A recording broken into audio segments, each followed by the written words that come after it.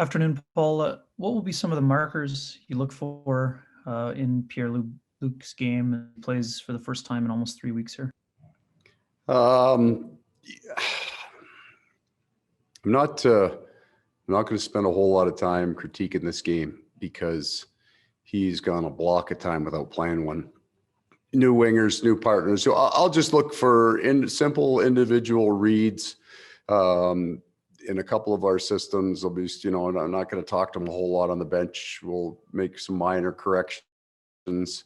And then I just want him to play. I just want him to feel the game, and we can get to know each other a little bit, and then I can find the right people for him to play with as we move forward. So this one will be certainly watched by all of you. I won't weight it too heavily in terms of where he's at. I'll go right back to Ken Weeb. Go ahead, Weber. Paul, what stood out about the mini series, and also how does the dynamic change when Backlund is rolling the way that he was on Saturday against Edmonton? Well, he can do both, right? So when he gets going, he's a real fine defender, and they've used him in that role for a long time. And then when those guys get feeling it, they can do a lot more offensively with the puck. So they've had a pretty strong defense first mentality here, and he's a big part of that backbone when you get that guy. And it's a little bit like our Lowry line. When these guys get feeling it and putting pucks in the net, it's a huge help because a lot of times they're playing against the other team's best. So you're hoping they can break even, and you're very excited when they win the battle. Next to Mike McIntyre from the Winnipeg Free Press. Go ahead, Mike. Thanks, Gregor. Thanks, Paul. Just want to ask you a bigger picture question here, Paul. I think you joked just prior to the season starting that up here in Canada, we're probably not going to pay attention to much of what's going on outside of Canada in the league. I just wonder, now that we're about a month into this new season, do you find as a coach yourself, like, are you paying as much attention to the other three divisions as you might normally in a season, given that you're not going to play any of these teams? No, you don't. I haven't. I mean, you still watch it. I've got, close friends that coach in the league, so I'm always watching their teams. But because they're not coming up on a pre-scout, right, your time is used elsewhere. So the fact that you see these teams a couple times a year, you end up watching them a lot more, and you stay really in tune with the rest of the league.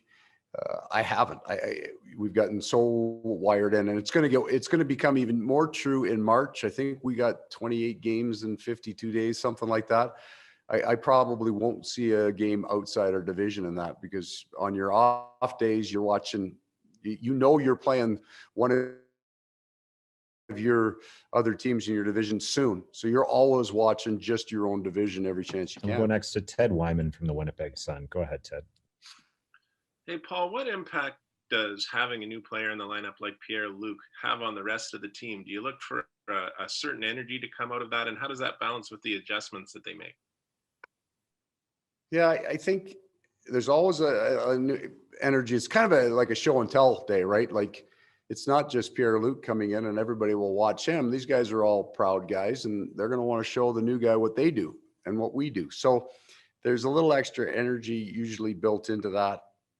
And they'll watch him, right? They'll watch him close, try to figure out what kind of player he is. So there's a certain, I don't know if intensity is the right word, but there's definitely a focus on that player, but even by the guys on their bench and he's obviously going to want to show what he can do. And then, so it's a good story. It's an exciting time for him and for us. And we'll go next back to Mike McIntyre from the Free Press. Go ahead, Mike. Paul, I was on the Zoom earlier with Jeff Ward, and he was actually asked about Patty Laine and John Tortorella last night in Columbus. And he gave his take on just coaching younger players, and, that blend sometimes of maybe tough love versus kid gloves. I just wonder, what's your take on how to treat a guy as a younger player and maybe a new player to try and get him going No. So the problem with me answering that question is I'm going to get attached to that situation because he played here. So I'll answer that question in a month, 2-3 weeks from now, when it won't be so topical. And final question to Ken Weeb from Sportsnet. Go ahead, Weeb. Paul, when it comes to Christian Vesalainen, I mean, how would you describe the opportunity for him, and how can you also describe the importance of him playing the way that he did on the fourth line, but now having the opportunity to play with a couple more skilled players. And we've seen it with Andrew Kopp before, Yeah. and you don't want to get away from your identity, but you still want to show Right. that you can make some plays. Right. And so he's earned this opportunity by his training camp. He came back and he's a completely different player in, I don't know if you had seen it, like he took 2 big hits in training camp in the scrimmages, you know, bounced right back up and got right back into the play. He's physically stronger. We know he's got some hands and we know he can shoot the puck.